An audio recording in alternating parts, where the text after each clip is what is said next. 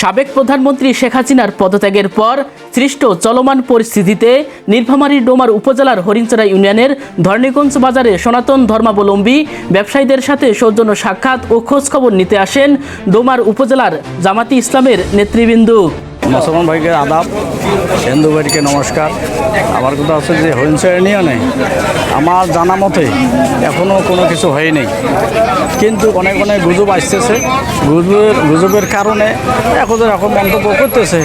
আমার কাছে কেউ কোনো চাঁদাবাজি কোনো কিছু কেউ বলে নাই এবং সহযোগিতা করছে, সবাই সহযোগিতা করছে, মোটামুটি সাহসও দিস। এদিন সৌজন্য সাক্ষাতে উপস্থিত ছিলেন উপজেলাটির জামাত ইসলামীর সাধারণ সম্পাদক হাফেজ আব্দুল হক এবং সাবেক আমির আব্দুল হাকিম।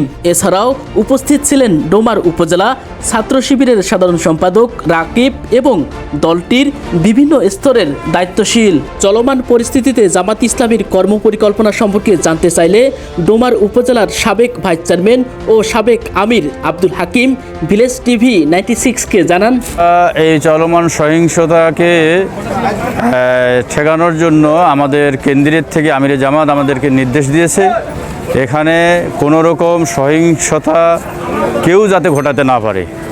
এখানে যেখানে যেরকম সহিংসতা হবে সে সহিংসতার মোকাবেলা করার জন্য আমাদের সকল সময় নিয়োজিত থাকতে হবে।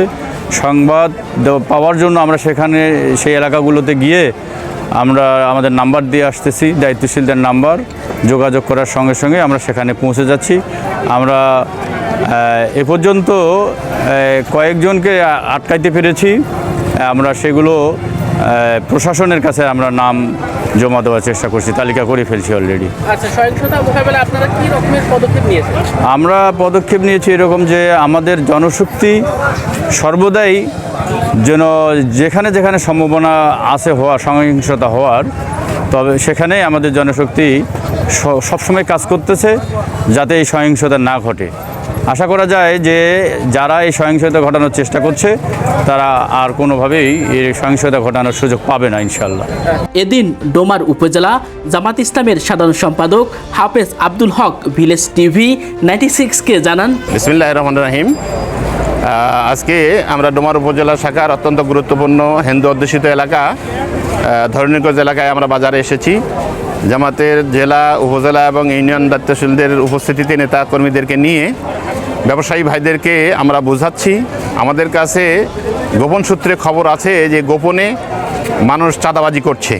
এটা থেকে বাঁচবার জন্য, তাদেরকে উৎসাহিত করার জন্য, নিরাপদে ব্যবসা বাণিজ্য করার জন্য, নিরাপদে বসবাস করার জন্য আমরা তাদেরকে আজকে বোঝাবার চেষ্টা করছি। আমরা সকলের সঙ্গে যোগাযোগ করলাম, তারা আমাদেরকে আশ্বস্ত করেছেন, তারা সাহস পেয়েছেন। আজ থেকে এই গুজবে তারা কান দেবে না এবং বাড়িতে গিয়েও মা বোনেরাও যাতে এই বার্তা পায়, তারা যেন বুঝে যে না, এই দেশ ছেড়ে যারে আমরা কোথাও যাব না। অন্য জায়গা থেকে যে বার্তা আসছে সেটা শুধুমাত্র গুজব এবং গুজব ছাড়া আর কিছুই নয়। এই নিশ্চয়তা এবং প্রতিশ্রুতিও আমরা দিয়েছি।